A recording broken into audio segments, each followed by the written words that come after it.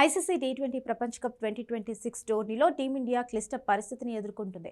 ఒక మ్యాచ్లో పరాజయం భారత్ పరిస్థితిని ఒక్కసారిగా మార్చేసింది. ఇటీవల ఫామ్ను బట్టి చూస్తే దర్జాగా సెమీఫైనల్ చేరాల్సిన టీం ఇప్పుడు ఒత్తిడిని అధిగమించి తప్పనిసరిగా వరుస 2 మ్యాచ్లు గెలవడంతో పాటు రన్ రేట్పై కూడా ఆధారపడవలసి వస్తుంది.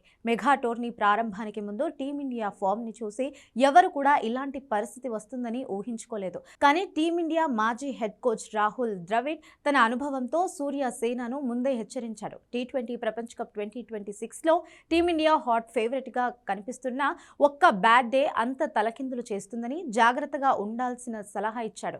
2023 వన్డే ప్రపంచ కప్ ఫైనల్ అనుభవంతో ఈ మాట చెబుతున్నానని తెలిపాడు. జట్టు ఎంత బలంగా ఉన్నా మ్యాచ్ రోజు ఎంత బాగా ఆడుతున్నారనేది ముఖ్యమనన్నాడు. ఎవరైనా సరే ఒక మంచి ఇన్నింగ్స్ ఆడి జట్టును దెబ్బతీయగలరని, భారత జట్టు ఎంత పవర్ఫుల్ గా ఉన్నప్పటికీ ఒక చెత్త రోజు అంతా తలకిందులు చెయ్యగలదని మెగా టోర్నీ ప్రారంభానికి ముందు రాహుల్ ద్రవిడ్ హెచ్చరించాడు. ఐసీసీ టీ20 ప్రపంచ కప్ 2026 లీగ్ దశలో వరుసగా 4 మ్యాచ్ల్లో విజయం సాధించి సూపర్ 8 చేరిన భారత్ ఒక్క చెత్త ప్రదర్శనతో ఘోర పరాజయాన్ని మూటగట్టుకుంది. వన్డే ప్రపంచ కప్ ఫైనల్లో ఓడిన అహ్మదాబాద్ వేదికగానే సౌత్ ఆఫ్రికా చేతిలో 76 పరుగుల తేడాతో ఓడిన టీమిండియా సెమీస్ అవకాశాలను సంక్లిష్టం చేసుకుంది.